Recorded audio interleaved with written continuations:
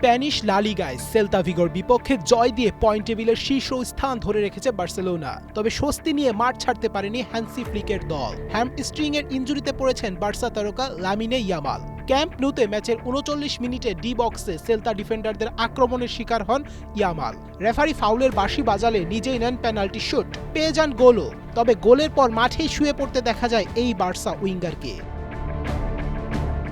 তাৎক্ষণিক কিছু বোঝা না গেলেও কিছুক্ষণ পরেই দেখা যায় বার্সার মেডিকেল টিমের সহায়তায় খুঁড়িয়ে খুঁড়িয়ে মাঠ ছাড়ছেন ইয়ামাল। আর এতেই শঙ্কার মেঘ ঘনীভূত হতে থাকে ক্যাম্প নুর আকাশে। ইএসপিএনকে ক্লাবের একটি সূত্র জানিয়েছে, প্রাথমিক লক্ষণ দেখে মনে হয়েছে ইয়ামালের হ্যামস্ট্রিংয়ের পেশি ছিঁড়ে গিয়েছে।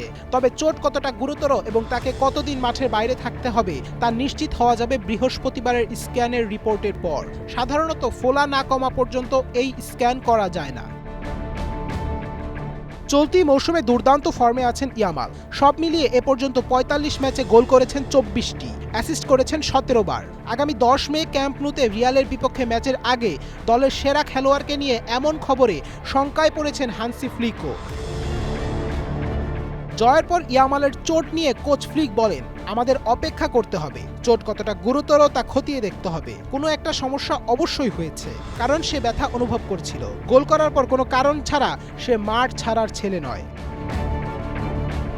ইয়ামালের এই ইনজুরিতে চিন্তার ভাঁজ পড়েছে স্পেন দলেও, কারণ বিশ্বকাপ শুরু হতে হাতে আছে ২ মাসেরও কম সময়। স্ক্যান রিপোর্টে বাজে কিছু আসলে তা প্রভাব পড়বে স্পেনের বিশ্বকাপ দলের উপরেও। Tasmim Ahmed Arnab, one sports desk.